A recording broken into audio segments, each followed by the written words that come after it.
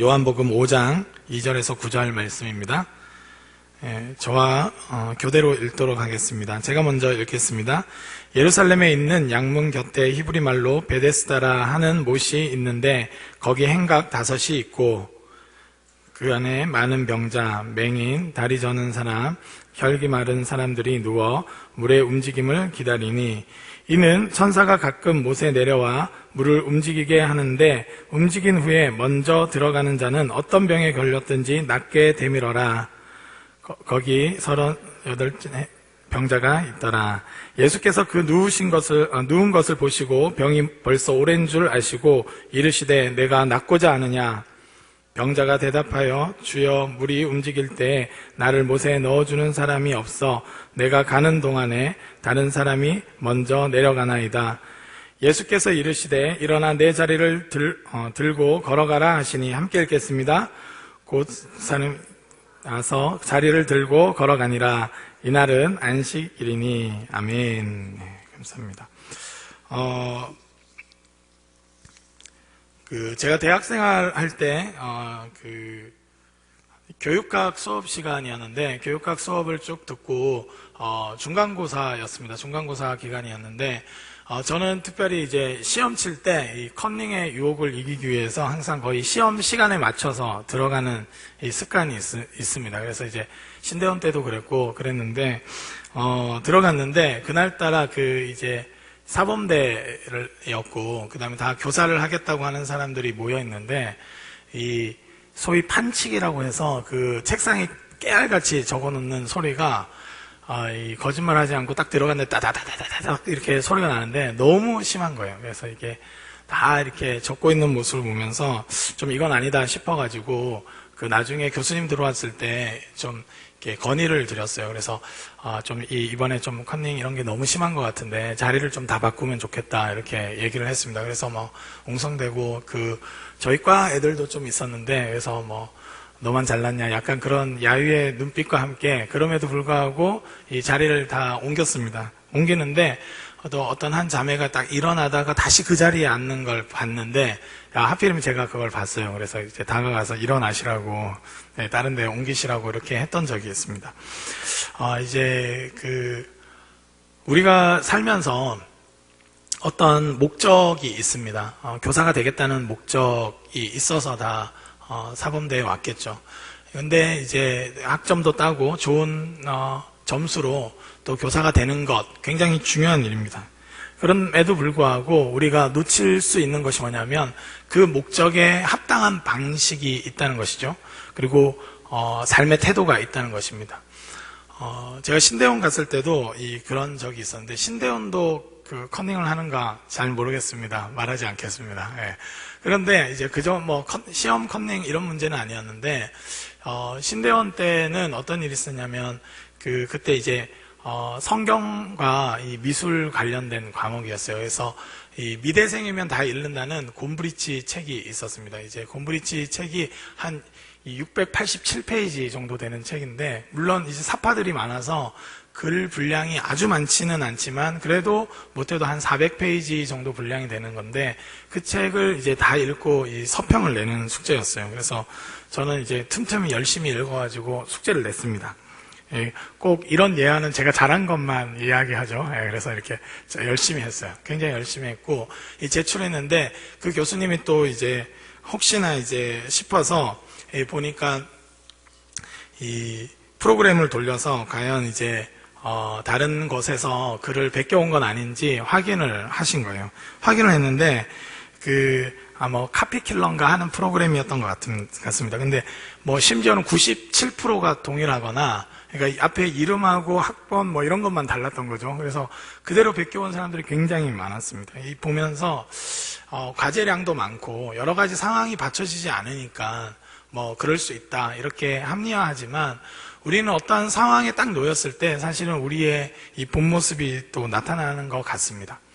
저도 아마 그때 굉장히 유혹이 심했던 것 같습니다. 너무 많은 다른 과목들에도 끊임없이 나오는 이 과제와 숙제들 때문에. 그런데 이 학점을 따고 또 신대원을 졸업하면 그리고 전임 2년을 하면 목사가 될 수 있겠죠. 그러나 이 본질에 닿아 있는 그런 삶의 자세, 그 모습들이 있어야 된다는 것을 우리는 누구나 다 알 것입니다. 그렇다면 우리가 예수 그리스도의 제자로서 그리스도인으로서는 어떤 모습을 지녀야 하는가, 이것을 질문하게 됩니다.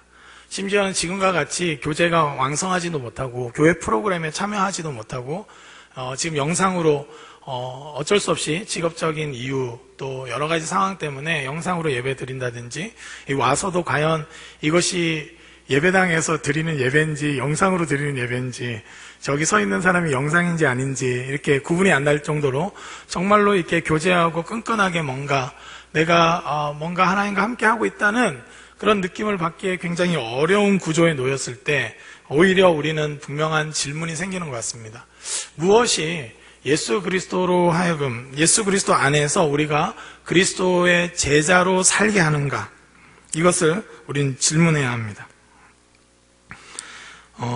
예전에 우리는 뭐 그런 것들도 많이 했어요. 제가 클 때 많은 집회라는 집회는 다 가는, 그래서 이 집회 거의 인증샷을 막 이렇게 날려주는 것이 마치 제자도, 아주 유명한 목사님들 나오는 모든 집회는 찾아다니는 것이 굉장히 신앙적인 열정을 갖고 예수 그리스도의 제자된 모습이 아닌가 하는 모습을 보여줄 때도 있었습니다.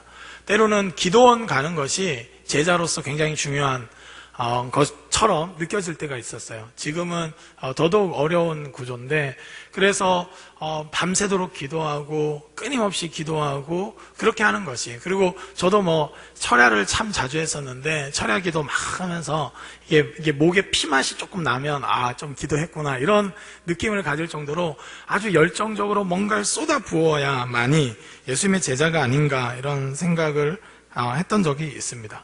또 어떤 선교단체에서는 이 선교단체에서 추천하는 모든 추천 도서를 다 읽는 사람이야말로 예수님의 제자가 아닌가, 이렇게 생각이 드는 것이죠. 명시적으로는 말하지 않지만 명확하게는 분명하게 예수님을 따르는 사람, 예수 그리스도로 인해서 만족하고 복음이면 충분한 사람이 예수님의 제자라고 하지만, 우리의 삶의 형태를 살펴봤을 때, 우리 삶의 내용을 정말로 쳐다봤을 때 과연 우리가 배운 대로, 우리가 아는 대로 정말 그렇게 사는가 하는 질문은 좀 다른 것입니다. 대부분의 나에게 안정감을 주는 것은 어떤 곳에 소속됐거나 어떤 논리에 의해서 이 정도 이것을 열심히 해야만 예수님의 제자다운 것 같은 느낌이 들 때가 있다는 것이죠. 한동안 임파테이션이라고 해가지고 이렇게 기도할 때 막 넘어지는 것이 굉장히 유행했던 때는, 넘어졌냐, 몇 번 넘어졌냐, 넘어져가지고 뭘 봤냐, 이것이 마치 예수님의 제자로서 가장 중요한 것처럼 느껴졌던 적도 있습니다. 그리고 이제 비전 트립이나 이렇게 했을 때도, 물론 이 모든 것들을 제가 부정하는 것은 아니지만 과연 뭐가 진짜 지표인가 한번 고민해 볼 필요가 있는 것이죠. 그래서 비전 트립 여기저기 어떤 땅을 품고 어디를 많이 갔는가, 이것이 정말 예수 그리스도의 제자됨에 있어서 핵심적인 것인가 바라보게 됩니다. 오늘 본문에 보면 양문 곁에 있는 이 베데스다라는 못에 있는 한 38년 된 병자가 나옵니다. 이 38년 된 병자도 그 나름대로의 은혜의 논리를 가지고 있었습니다. 그곳에서는 한 번씩 물이 동하는데 그래서 이게 간헐천이 아니었나 이런 설도 있어요. 그래서 이제 시간에 따라서 이렇게 팍 온천수가 탁 나오면 이렇게 물이 이렇게 쫙쫙쫙 동하겠죠. 그래서 그게 마치 천사가 한 걸로 생각해서 그런 전설이 흘렀던 것 같습니다. 그래서 아마 약간의 온천수가 있으니까 피부병이 있던 사람이 좀 좋아졌을 수도 있겠죠. 그것이 좀 더 가장돼서 천사가 물을 딱 동할 때 들어가면 어떤 병이든지 낫는다 하는 방식의 논리가 그 가운데 가득했습니다. 38년 된 병자도 오랫동안 그곳에서 어떻게든 낫고자 하는 열망을 갖고 있었던 것이죠. 네가 낫고자 하느냐? 예수님이 질문하실 때 이것은 아마 네가 정말 온전해지기를 원하냐? 네가 정말 예수 그리스도를 따르는 그리스도인이 되고자 하느냐 하는 질문과 동일한 것 같습니다. 정말 낫고자 하느냐? 그런데 그 사람은 이 논리에 빠져 있는 것이죠. 지금 우리 시대에도 가짜 뉴스라는 게 많아서 심지어는 어떤 마음을 아프게 한 사건이 있죠. 막 소금물을 입에 막 뿌리고 이런 것이 마치 뭔가를 줄 것 같이 생각할 수 있는 경도된 생각들로 집단화되면 참 무서운 것 같습니다. 아마 베데스다에 있는 모든 환자들도 집단화돼서 먼저 들어가기만 하면 돼, 먼저 들어가기만 하면 내가 나을 수 있어, 그가 하나님의 백성답게 병이 낫고 그 하나님을 예배하는 삶을 소망하지만 그가 치유되고자 했던 방식은 뭐냐면 경쟁이었고, 남들보다 먼저 들어가야 된다는 경쟁의식에 의해서 완전히 가득 차 있는 그런 곳이 바로 베데스다 연못이었습니다. 우리는 어떤 신앙 논리에 의해서 예수님의 제자가 되려고 하는가? 교사가 되려고 하는데 이 커닝을 서스럼 없이 할 수 있고, 목회자가 되겠다고 하면서도 이 과제할 때는 괜찮겠지 하는 마음으로 이 유혹에 휩쓸릴 수 있습니다. 우리 시대에도 마찬가지인 것 같습니다. 내가 뭔가 온전한 삶을 살겠다고 하면서 거기에 걸맞는 방식을 선택하지 못할 수 있다는 것입니다. 베데스라는 말은 이 은혜의 집, 자비의 집이란 뜻입니다. 이름이 자비의 집인데 그것은 은혜도 자비도 없이 오로지 남들보다 먼저 들어가야 된다는 경쟁의식 하나로 가득 차 있습니다. 우리가 예수님의 제자라고 하면서 제자담에 있어서도 혹시나 남들과 다른 빼어난 경쟁에 이기는 것이 예수님의 특출난 제자가 되는 일은 아닌가, 혹시 그런 식으로 사고하진 않았는지 돌아볼 필요가 있습니다. 남들보다 특별히 많은 기도 시간을 확보해서 하나님과의 인격적인 교제가 아니라 그 기도 시간 자체에 매여버릴 수 있다는 것입니다. 경건이라고 하는 것이 너는 큐티 몇 번 했어? 나는 이번 달 28번 했어. 상대가 안 되는군. 나는 그런 방식으로 큐티 횟수를 세알리고, 여러분 큐티 하지 말라는 말이 아닙니다. 큐티 꼭 하십시오. 4월달 큐티가 나왔습니다. 여러분, 그러니까 그런 방식으로 작동하는 것, 우리는 예수 그리스도를 닮기를 원하고 예수 그리스도의 제자라고 하면서 거기에 걸맞지 않는 신앙 논리에 어느 순간 현혹될 수 있다는 것입니다. 그 누구보다도 이번에 이 사태의 중심에 섰던 신천지들을 봐도 마찬가지예요. 신앙적 열정은 정말로 이 문자 그대로 신앙을 위해서, 자기 신앙을 위해서 집과 부모와 자녀까지 버리면서 합숙하고 그런 열심으로 살죠. 종교적 열심으로 살지만 그들은 14만 4천 안에 들어야 된다는 오로지 경쟁의 논리에, 남들은 구원받든 안 받든 그것이 중요한 것이 아니라 내가 들어가서 어느 정도의 이 결과물을 가져와서 14만 4천 안에만 들어야 된다는 경쟁의 논리에 휩싸였음에도 불구하고, 그곳에는 은혜도, 예수 그리스도의 복음도, 십자가의 은혜, 완전히 영적으로 죽은 존재인 우리를 구원하시기 위해서 전적으로 피 흘리시고 우리를 끌어안으시는 예수님의 그 복음에 합당한 삶의 태도, 신앙적 자세도 없음에도 불구하고 경도돼서 그런 논리에 휩싸여서 그렇게 신앙이라고 말하며 말도 안 되는 행동들을 할 수 있다는 것입니다. 이단만 그렇겠습니까? 우리 교회 안에서도 그럴 수 있습니다. 그래서 정죄, 이 잘한 사람들은 우월감에 사로잡혀 있고 잘 못한 사람들은 열등감에 사로잡혀서 나는 리더도 아니고, 나는 가끔 큐티도 일주일에 한 번 하고 하는 그 열등감. 그래서 심지어는 큐티 안 했을 때 집 나가다가 뭔가 이렇게 문에 손이 찡기면 큐티 안에서 하나님이 벌하셨다고 하는 논리가 우리 교회 안에 있었던 것이죠. 자녀가 혹시 대학에 떨어지거나 이렇게 했을 때 집사님들 사이에서도 네가 기도 안 해서 그렇다, 그런 말을 서스럼 없이 하는 그 교회 논리. 예수님의 복음과는 어울리지 않는, 은혜의 집이라는 어휘와는 전혀 어울리지 않음에도 불구하고 신앙적 열심에 사로잡힐 수 있다는 것입니다. 여러분, 우리는 어떠한 열정보다 더 중요한 것은 바른 방향이고, 그리고 진리의 그 내용입니다. 예수님은 길이요 진리요 생명이십니다. 할렐루야. 마스크를 껴서 이렇게 더 경직된 것 같아요. 눈에 미소를 띄워주시고 이렇게 초롱초롱하게 감사합니다. 여러분, 예수님은 길이요 진리요 생명이십니다. 여러분, 영원한 생명을 주시는 건 예수님이세요. 그러나 중요한 것은 예수님이 우리 삶의 내용이십니다. 그분은 진리세요. 할렐루야. 그분이 진리십니다. 그리고 그분이 길이에요. 여러분, 우리가 완전하신 생명이신 예수 그리스도께 이르는 것, 하나님의 영광으로 이르는 길은 다른 길이 있지 않습니다. 그분이 더 웨이예요. 그분이 그 길입니다. 유일하신 길이에요.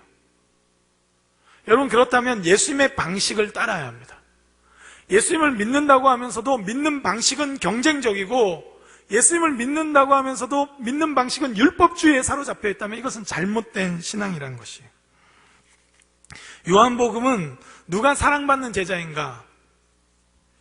본래 1박 수련회 가가지고 오늘 설교 내용은 아니지만 굉장히 이렇게 길게 준비했던 설교 내용이 있었는데, 아쉽습니다. 아쉽지만, 그럼에도 불구하고 그 설교 내용의 일부를 발췌해서 오늘 설교를 좀 준비했어요. 사랑받는 제자는 어떠한 모습이고 어떠한 길을 가야 되는가를 요한복음은 드러내고 있습니다. 우리 요한복음 3장 9절에서 10절 말씀입니다. 요한복음 3장 10절에서 9절 말씀 제가 읽겠습니다. 니고데모가 대답하여 이르되 어찌 그러한 일이 있을 수 있나이까? 예수께서 그에게 대답하여 이르시되 너는 이스라엘 선생으로서 이러한 것들을 알지 못하느냐? 아멘. 여러분, 이 말씀 뭡니까? 니고데모가 밤에 찾아와서 예수님께 질문했어요. 거듭남에 대해서 예수님 말씀하셨고, 율법의 학자고 산헤드린 공의회에 들어가 있었고 바리새파에서 굉장히 유력한 자였습니다. 그럼에도 불구하고 그는 율법을 달달 외웠을지라도 거듭남의 비밀을 알지 못했어요. 여러분, 구원파들도 이 거듭남의 비밀 이렇게 하고 박옥수 계열이 이런 걸 많이 하는데, 여러분, 우리가 율법적으로 잘 안 알고 말씀을 알면서도 거듭남을 모를 수 있다는 겁니다. 여러분, 본질과 떨어진 상태, 성경은 달달 외우고 성경을 달달 이렇게 읽고 성경을 5도겠다 10도겠다 하면서 여러분, 율법적인 열심은 있는데 어느 순간 하나님을 놓칠 수 있다는 거예요. 하나님이 원래 말씀을 통해서 주고자 하는 거듭남은 놓칠 수 있다는 것입니다. 예수님의 제자는 누굽니까? 성령으로 거듭난 자인 줄 믿습니다. 아멘. 아멘. 여러분, 예수 그리스도를 믿고 그 안에 거듭난 자, 그게 예수님의 제자라는 거예요. 니고데모는 율법적 열심은 있었으나 거듭남은 알지 못했습니다. 하나님을 놓친 거예요. 여러분, 율법주의, 여러분 교회 와서 그래서 옛날에 이 센 언니들이 많았죠. 지금 우리 청년부에 센 언니가 거의 없는데요. 옛날에 센 언니들이 있었고, 머리가 왜 염색했어? 이렇게 하면서 이렇게 하고, 오늘 치마가 좀 짧네? 이렇게 체크리스트가 있죠. 그리고 형제들 보고 오늘 세수는 했어? 이렇게 하면서 오늘 세수 안 하고, 마스크 끼니까 세수 안 하고 온 형제들 회개하시기 바랍니다. 체크리스트에 이렇게 해가지고, 그리고 슬리퍼 신고 온 거. 물론 여러분, 예배 드릴 때는 올바른 자세와 그에 걸맞는 복장이 저는 필요하다고 믿습니다. 그런데 어느 순간 예배 드리고 하나님의 풍성하심에 들어가는 것보다 여러 가지 율법 조항들, 또는 내가 리더로서 또 다른 역할들을 맡아서 어느 순간 예배 안에서 누리는 하나님의 그 풍성함을 경험하기보다는 오늘 지금 방송이 어떻게 되는가, 지금 또 이것저것 체크하고 생각하는 거에만 정신이 팔린 나머지 하나님 그분을 놓칠 수 있다는 겁니다. 거듭남의 비밀, 예수 그리스도를 믿을 때 거듭나고 새로워질 수 있는 진짜 말씀의 본질은 놓칠 수 있다는 거예요. 그것을 놓치면 예수님의 제자가 될 수 없다는 겁니다. 율법적으로 아무리 열심히 있다 할지라도, 율법을 다 꿰고 있다 할지라도, 말씀을 송두리째 외운다 할지라도 거듭남의 비밀을 모르면 예수님의 제자가 아니라는 것이에요. 이것은 굉장히 중요합니다. 여러분, 교회 다닌 연수가 중요한 게 아니에요. 내가 오기 전부터 해갖고 율법 조항들을 얼마나 지켰느냐가 아니라 예수 그리스도의 은혜의 복음으로 말미암아, 성령으로 말미암아 거듭나는 것이야말로 예수 그리스도의 사랑받는 제자라는 것입니다. 저는 교회 다닐 때 아직도 어떻게 거듭나는지 모른다면 우리 정민 형제한테 가셔서 사형리를 통해서 차근차근 안내와 지도를 받길 바랍니다. 여러분, 이 율법적인 것들을 잘 아는 것 이상으로 우리는 예수 그리스도께서 우리의 왕이 되시고 예수 안에 있는 생명이 우리를 주장하는 거듭남의 그 비밀을 누리는 것이 훨씬 중요한 것입니다. 저희 집에 와보신 분들은 알겠지만 저희 집은 굉장히 아름답습니다. 굉장히 아름다운데 특별히 바다가 보여요. 영도가 가진 이 특권이죠. 바다가 확 보이고 해질 무렵 이렇게 되면 석양도 보이고 너무 아름답습니다. 저는 그걸 보는 걸 굉장히 좋아해요. 근데 늘 밤에 가서 이제 석양은 거의 못 보아서 이제 그게 문제긴 한데 보는 거 굉장히 좋아합니다. 월요일이면 꼭 그런 시간들을 갖고 우리 아이들과도 그런 시간들을 갖습니다. 그런데 어느 순간부터 이렇게 보니까 비 온 뒤에 이 자국들이 있는 거예요. 이렇게 비가 마른 자국들. 그래서 그 아름다운 그 자연을 보는데 방해돼서 닦아냈죠. 저희 아이들이 자꾸 또 손가락으로 이렇게 대가지고 그것을 닦아냈습니다. 닦아냈는데 예를 들면 제가 그러진 않았지만 점점점 그게 심해져가지고 그 아름다운 광경을 보는 것은 본체만 채고 이 흠이 있는지 없는지 이 아름다운 광경을 보기 위해서는 깨끗해야 하면서 끊임없이 유리창에만 관심을 갖는 것이 마치 이런 율법주의자들의 모습이에요. 경이로우시고 아름다우시는 하나님을 만나는 거에는 관심 없고 오로지 내가 해야 될 율법 조항들 깨끗해야 되는 거 맞죠? 정결한 마음으로 가야 되는 거 맞죠? 그러나 하나님을 놓쳐서는 안 되는 것입니다. 거듭남을 놓쳐서는 안 되는 거예요. 그것은 그 경이로우신 하나님을 만나기 위한 통로일 뿐이지 그 통로 자체가 목적이 될 수 없는 것이죠. 니고데모는 율법적인 조항들을 여러 가지 외웠지만 나의 경건에는 힘이 있었지만 하나님을 만나고 하나님 안에서 거듭나는 그 놀라운 비밀들은 놓쳤던 것이에요. 저는 우리가 신앙생활하면서 정말 질문해야 될 것은 나는 거듭났는가 하는 질문입니다. 나는 예수 그리스도 안에 속했는가 이 질문이에요. 또 4장에 보면 이런 또 말씀이 있습니다. 제가 읽겠습니다. 요한복음 4장 20절에서 21절 말씀입니다. 우리 조상들은 이 산에서 예배하였는데 당신들의 말은 예배할 곳이 예루살렘에 있다 하더이다. 예수께서 이르시되 여자여 내 말을 믿으라. 이 산에서도 말고 예루살렘에서도 말고 너희가 아버지께 예배할 때가 이르리라. 아멘. 그래서 그 유명한 말씀을 하시죠. 하나님의 영이시니 예배하는 자가 영과 진리로 예배할지니라. 예배에 대한 본질도 마찬가지입니다. 율법의 본질이 거듭남에 있다면 우리로서는 율법을 완전하게 지킬 수 없기 때문에 예수의 영이 예수 그리스도께서 온전히 생명을 주셔서 거듭날 때만 하나님 안에서 의로워질 수 있는 이 거듭남의 비밀을 아는 거라면 예배의 본질은 영이신 하나님을 만나는 것입니다. 내가 좋은 필링을 받았느냐가 아니라 영과 진리라는 이 내용을 가지고 예배하는 거예요. 그런데 사마리아 여인은 무엇이었습니까? 유대인들은 무엇이었어요? 예루살렘 성전, 예루살렘에서 예배하는 것이 최고의 가치였어요. 그리고 그 반대급부에 있는 사마리아인들은 아니다, 그림신산, 이 산이 진짜 예배 초소다 하는 것이었어요. 예배 장소가 거길 가봤냐 안 가봤냐, 그곳에서 예배하냐 안 하냐가 예수 그리스도의 제자됨의 핵심이 아닙니다. 우리는 아무도 예루살렘에서 예배하지 않아요. 예루살렘 예배 초소도 별거 아니라고 말하면서도 우리는 이 예배당, 물론 특별한 의미를 주는 공간인 것은 맞습니다. 그러나 이것이 완전한 본질이 아니에요. 우리는 영과 진리로 예배해야 합니다.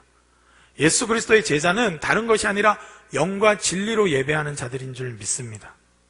좀 제한되지만 우리가 함께 뜨겁게 예배드리고 인원도 많았고 같이 막 그때뿐만 아니라 오늘 이 시간에도 영과 진리로 예배할 수 있는 자들이 예수님의 제자인 줄 믿습니다.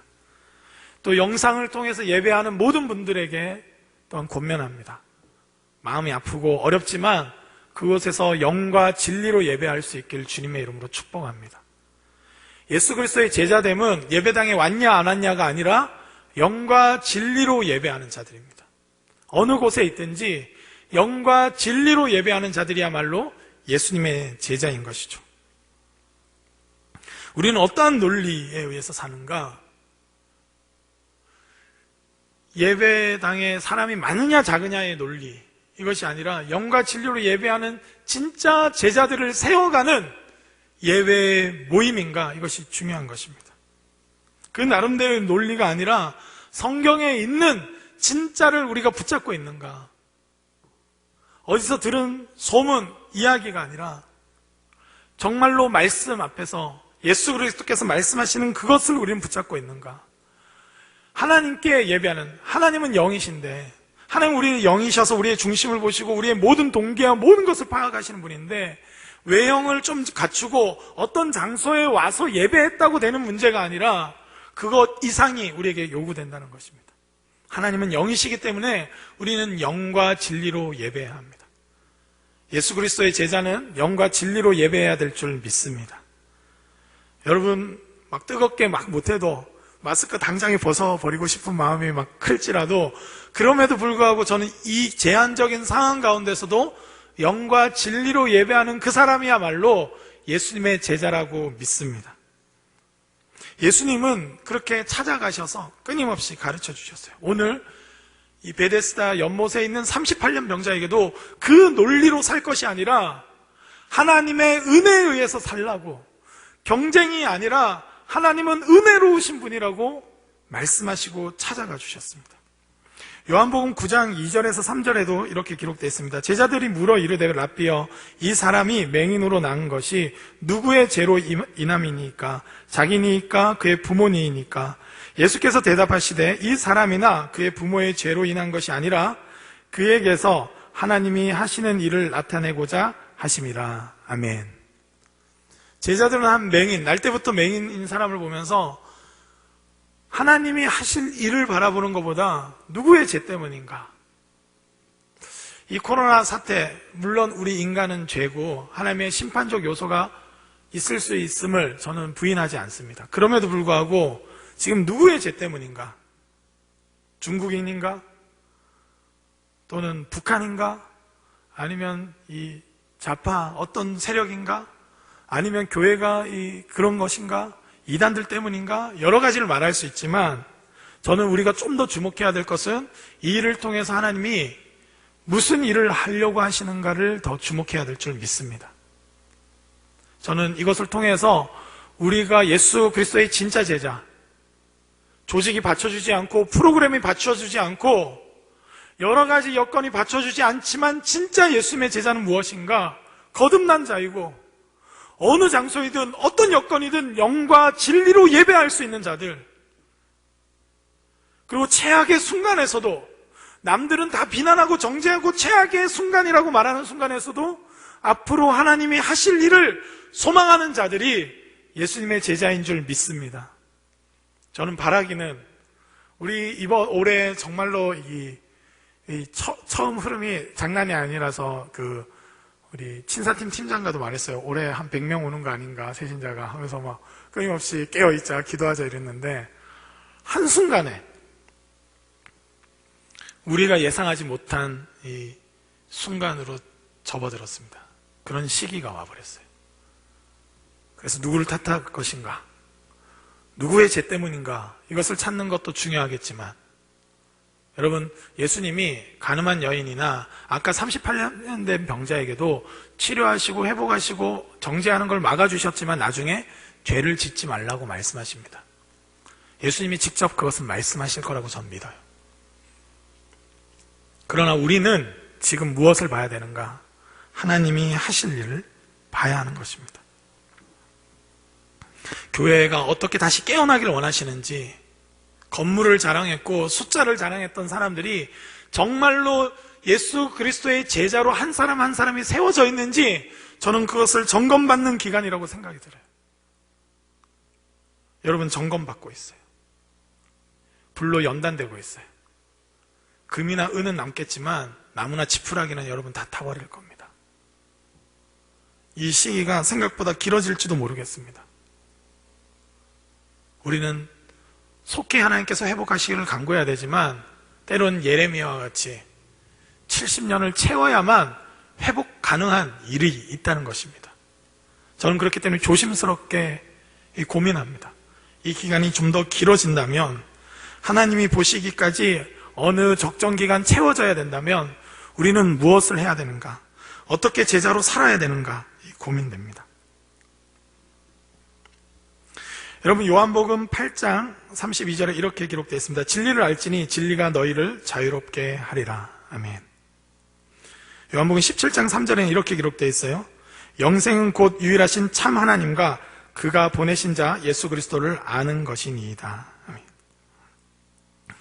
여러분, 우리가 이 시기 때 정말 예수의 제자인가 우리 스스로를 점검할 때 어떤 프로그램도 누가 가르쳐 주지도 않는데 성령에 의해서 저는 여러분들이 큐티할 때마다 말씀을 볼 때마다 진리를 알게 되길 주님의 이름으로 축복합니다.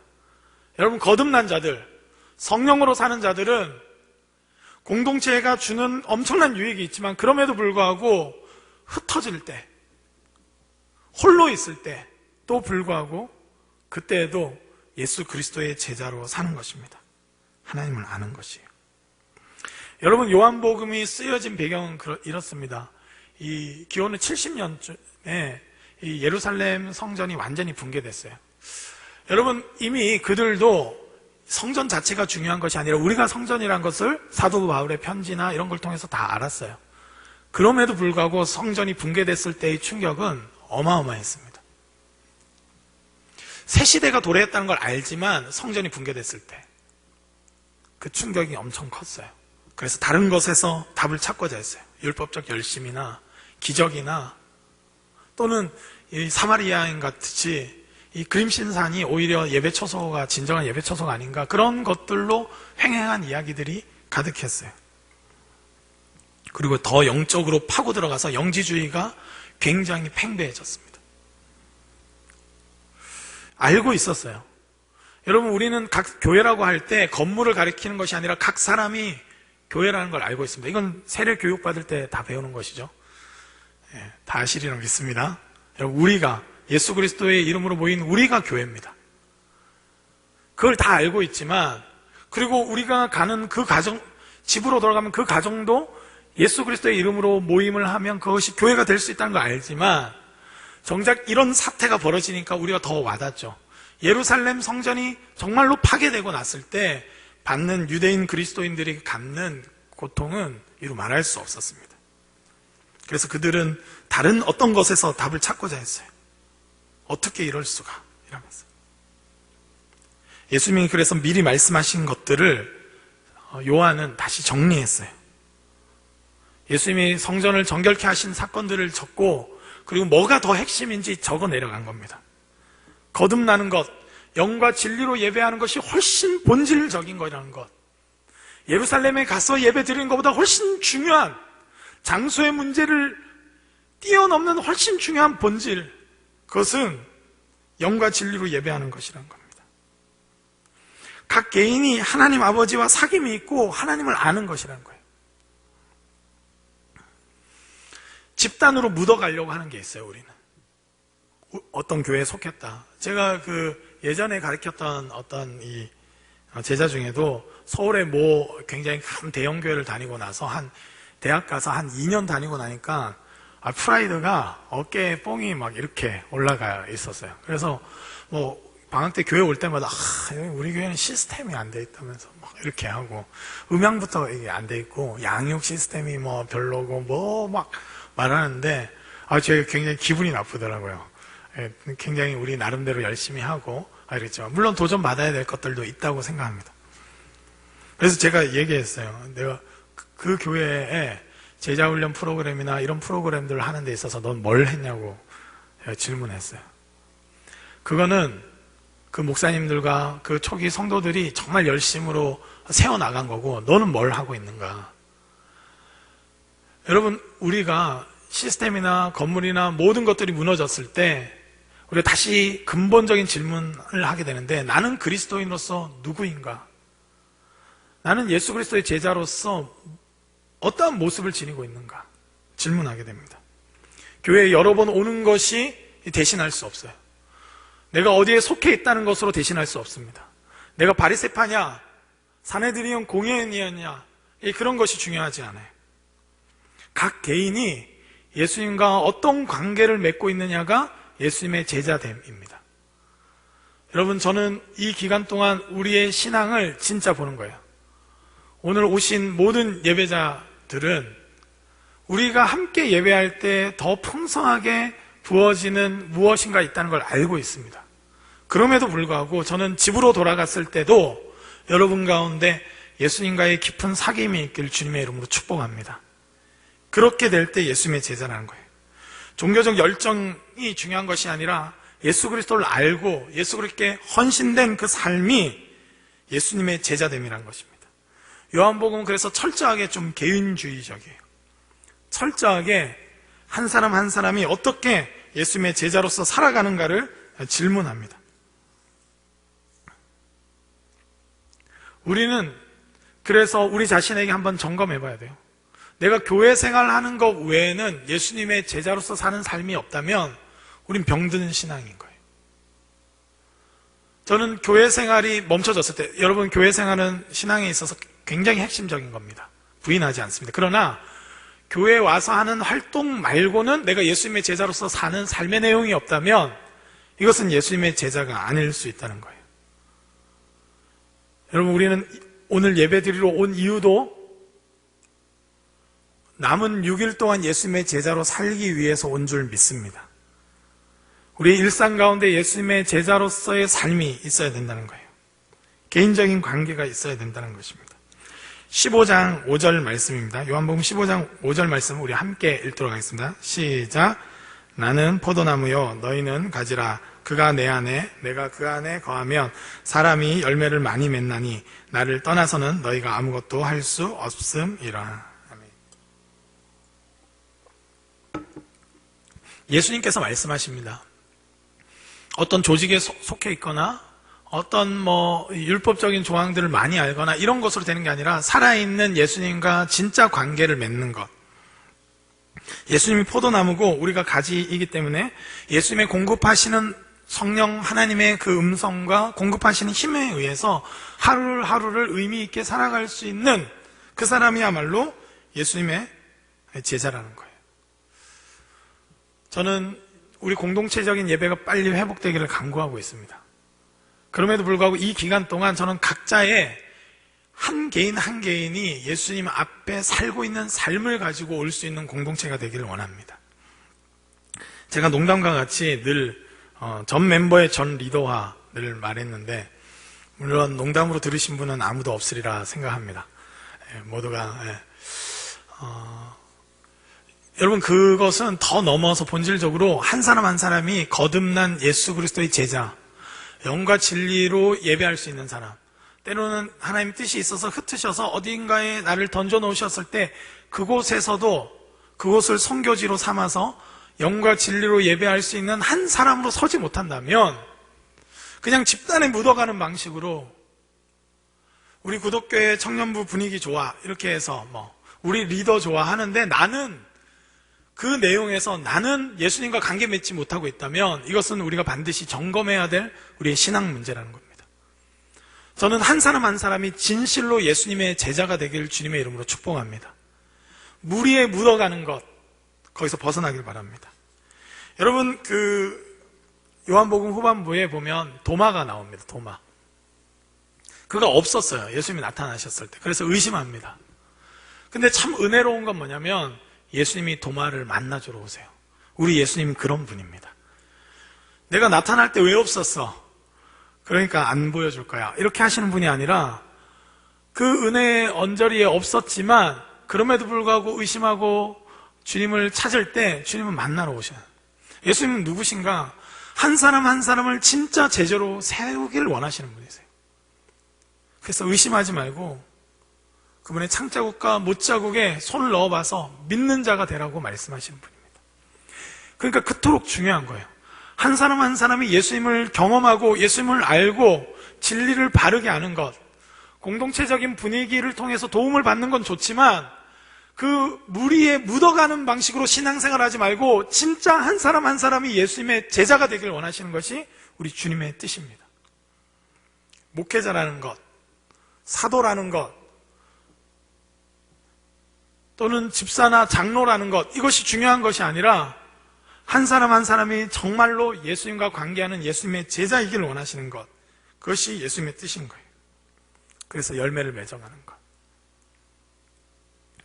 나 홀로 있을 때도 기도와 말씀을 통해서 예수님을 알아가고 예수님과 사귐이 있고 예수님의 제자로서 그 어떤 것에 시스템과 조직에 도움이 없더라도 내가 스스로 예수님의 제자로서의 삶을 살아가기로 결정할 수 있는 것.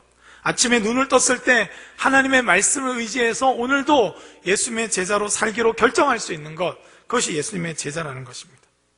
많은 사역들을 감당하는 것, 그래서 많은 업적들을 내가 이것도 했습니다, 저것도 했습니다가 아니라 예수님은 직접적으로 당신과 관계 맺기를 원하셨고 알기를 원하셨고 의심에서 벗어나기를 원하셨고, 그래서 하나님과 예수 그리스도를 아는 데 이르길 원하시는 주님이셨습니다.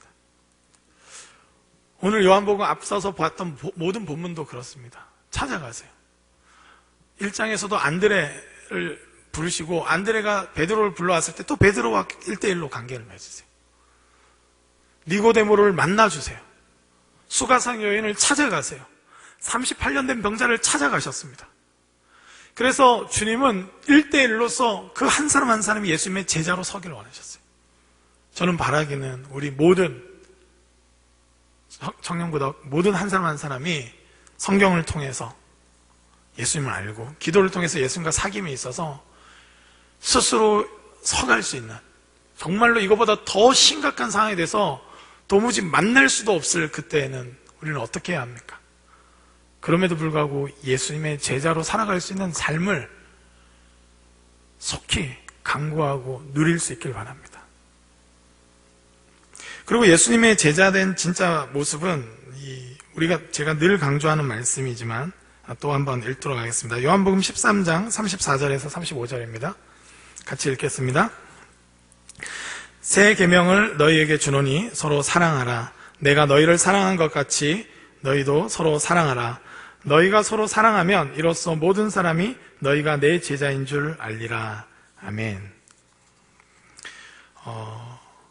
종교적 열심이 아니라 예수님은 끊임없이 사랑으로서 말씀하십니다. 사랑하라는 것이죠. 인격적으로 동참하라는 겁니다. 예수님의 제자가 되는 길은 다른 곳에 있지 않습니다. 여러 가지 것들이 아니라 핵심적으로 내가 너희를 사랑한 것 같이 너희도 서로 사랑하라는 거예요. 이 순간에도 서로 사랑을 고민할 수 있다면 여러분 예수님의 제자인 거예요. 몇몇 분들이 계속해서 그 헌혈 운동에 또 이제 동참해주고 계시고 아까운 피를 이렇게 끊임없이 흘려보내고 계신데 감사하게 생각합니다. 그리고 몇몇 분들은 제가 듣기로는 이 노숙자들이 더욱더 어렵기 때문에 그들을 후원하는 단체, 그들에게 이 라면과 김밥을 제공하는 단체에 후원금을 보낸 이야기도 듣게 됩니다. 그리고 서로가 연락하고, 제가 예배드리기 좀 전에 어떤 고모 형제가 오히려 형들에게 막 연락해서 잘 지내냐고, 힘든 건 없냐고 이렇게 질문했다고 이야기하는데 참 위로가 됐어요. 지금 이 순간에도 서로 사랑할 것을 결정할 수 있는가? 우리는 상황이 될 때 사랑하려고 합니다. 경제적도 여력이 있고 내 직장도 보장이 되고 내가 뭔가 잘 흘러갈 땐 이렇게 흘려보기를 쉽게 생각해요. 그러나 위급했을 때, 여러분 외국 뉴스들 보면 사재기 다 난리죠. 그래서 영국의 한 간호사가 눈물로 호소하는 그 영상을 봤는데 참 마음이 아팠어요. 막 48시간 근무를 하고 돌아왔는데 마트에 사재기를 해서 자기가 그 다음 먹을 양식을 살 이 물건이 없어서 이렇게 눈물로 호소하는 이 장면들 나옵니다. 우리는 이 위급한 순간 때 끊임없이 이 자기 생존만을 구하게 되는데, 그 순간에도 하나님의 사랑과 은혜를 신뢰하기 때문에 사랑을 선택할 수 있는가? 이것이 예수님의 제자됨의 표징이란 거예요. 저도 앞길이 막막합니다. 이게 쉽지 않아요. 교회가 계속 이렇게 갈 수 있을까? 끊임없는 생각들이 있겠죠. 그러나 지금도 어떻게 하면 서로를 사랑할 수 있는가? 그런데 저는 이렇게 좀 더 구체적으로 말하고 싶습니다. 우리가 교회를 사랑한다 이렇게 말하고 뭐 사랑하겠다 이렇게 하지만 이것도 무리에 묻어가지 말고 진짜 내가 사랑하는가? 내가 박혜정이라는 사람을 진짜 사랑하는가? 한 사람 한 사람을 떠올리면서 나는 김지혜를 정말 사랑하는가? 무리에 묻어가지 말고 리더가 알아서 하겠지, 목사님이나 전도사님이 알아서 챙기겠지가 아니라 지금 이 순간 내가 정말 예수님의 제자로서 사랑을 선택하는가? 이게 예수님의 제자됨이라는 거예요. 서로에 대해서 난 새신자인데, 난 온 지 얼마 안 됐는데 그럼에도 불구하고 그 모든 상황과 조건을 뛰어넘어서 사랑을 선택할 수 있는가? 이것이 예수 그리스도를 따르는 제자의 모습이라는 것입니다. 집단에서 안정감을 느끼지 말고 집단적으로 행해지는 어떤 프로그램을 사랑을 한 것처럼 마치 퉁치지 말고 구체적으로 나는 사랑의 삶을, 예수님을 따르는 삶을 선택하는가? 이것이 핵심이라는 것입니다. 저는 이 사태 때 우리의 신앙 점검을 한번 제대로 해봤으면 좋겠어요. 나는 개인적으로 말씀과 기도를 통해서 거듭난 자로서, 주님은 포도나무고 나는 가지로서 정말로 주님으로부터 직접적으로 공급함을 받는 주님과의 사귐이 있는가? 다른 사람을 못 보면 막 안 달라고 막 우울증 걸릴 것 같고 어떤 도움도 없으면 아무것도 못하는 무기력한 자인가? 아니면 정말 예수 그리스도와 함께하는 자인가? 또 한 가지는 이러한 상황에서도 우리는 예수님의 제자로서 사랑을 선택할 수 있는가? 누군가는 비난을 선택하고 누군가는 누구의 죄 때문인가를 추궁하려고 들 때 여전히 힘들어하는 의료진들을 향해서, 제가 우리 청년 중에 모 간호사가 대구에 가려고 이렇게 고민을 했다고 하면서 제가 충격을 받았어요. 굉장히. 그리고 대구에 가려고 했는데 대구에 안 갔어요. 결국은 안 갔는데, 안 간 이유는 또 지금 있는 병원이 자기가 이제 빠져서 대구로 가면 너무 이제 직원, 다른 동료들이 힘들어 한다는 그것 때문에 스스로 이 선택을 한 거죠. 자기 사명의 자리에서 사랑을 여전히 선택할 수 있는가? 전전긍긍하면서 괴로워하고 이기적으로 돌변하는 것이 아니라 상황이 열악해질수록 더 사랑할 수 있는가? 저는 우리 한국이 이렇게 잘 대응하는 것 중에 하나가, 저는 교회 성도들이 사회 곳곳에서 사랑을 선택하고 있기 때문이라고 믿습니다. 여러분들을 보면서 그렇게 믿어요. 다 이기적으로 돌변하는 이 상황에서도 사랑을 선택하고 희생을 선택할 수 있는가? 구체적인 그 현장에서 막연한 우리의 말씀을 들을 때의 감흥이 아니라 짜증스럽고 어렵고 두렵고 내 미래가 불확실한 그 순간에도 사랑을 선택할 수 있는가? 나를 먼저 사랑하신 주님 때문에 내가 너희를 사랑한 것 같이 예수님께서는 제자들을 사랑하실 때 끝까지 사랑하셨고, 실패한 베드로를 정죄하러 가신 것이 아니라 다시 사랑하러 가셨습니다. 그때 회복이 일어났습니다. 저는 우리의 삶에 많이 무너진 것들을 다시 점검하면서 하나님의 사랑으로 인해서 실패한 제자인 베드로를 찾아가셔서 나를 사랑하느냐 질문하시고 다시 세워주시고 다시 제자로 서갈 수 있도록 하신, 먼저 사랑하신 예수님으로 인해서 이유와 조건 없이 나를 먼저 받아주시고, 아마 이 죄의 경종으로 따져서 코로나를 걸리게 한다면 우리 모두가 걸려야죠. 사실 저는 그렇게 생각합니다. 하나님이 너무하신 게 아니라 하나님 은혜로우신 분이에요. 여러분, 우리 엠번 사태나 신천지나 여러 가지 이 사회 질서를 보면서 얼마나 인간이 추악하고 범죄하고 있는지, 근사한 척 하면서 깨끗한 척 하면서 얼마나 추잡하게 살고 있는지 다 드러납니다. 주님은 경고하시지만 그럼에도 은혜를 베풀고 계세요. 우리같이 실패한 제자들을 다시 찾아와서 너희가 나와 직접적인 바른 관계, 12사도라는 그 무리에 휩싸여서 대충 넘어가려고 하지 말고 진짜 직접적인 신앙 고백, 직접적인 나와의 관계를 회복하라고 말씀하시고, 다시 내 양을 먹이라, 내 양을 친하면서 사랑의 사역으로 초대하십니다. 저는 이때 우리가 예수 그리스도의 제자로서 우리 자신을 점검하며 믿음으로 나아가기를 원합니다. 우리 안에 정말로 예수님의 이 상황 가운데서 누구신지 고백하고 그분을 따르길 원합니다. 그것이야말로 제자예요. 이것은 다른 어떤 것으로 퉁칠 수 없는 조직이나 내가 속한 어떤 공동체로 대충 묻어갈 수 있는 것이 아니라 나 한 사람 한 사람 한 사람이 예수 그리스도의 제자인가 아닌가를 질문하시는 주님의 음성이 있다고 믿습니다. 집으로 돌아가서 또 직장으로 돌아가서 오늘도 아마 이제 예배 끝나면 다 돌아가겠죠. 네, 이러려고 예배 왔는가 이런 생각이 들 정도로 아쉽게 서로를 향한 뜨거운 교제와 사랑을 원하지만 아쉽게 돌아갈지도 모르겠습니다. 그럼에도 불구하고 저는 우리 자신에게 질문해야 되는 것 같습니다. 나는 예수님의 제자로서 지금 이 시대를 어떻게 반응하고 있는가? 그 열악한 상황에서도 끊임없이 사랑을 선택하시고 배신하는 제자들 앞에서도 사랑을 선택하셨던 그 예수님의 방식이야말로 우리가 예수님의 제자로 살 수 있는 유일한 길이고 유일한 방식입니다. 다른 어떤 것으로 대체할 수 없는 사랑의 길을 선택할 수 있는 저와 여러분 되시길 주님의 이름으로 축복합니다.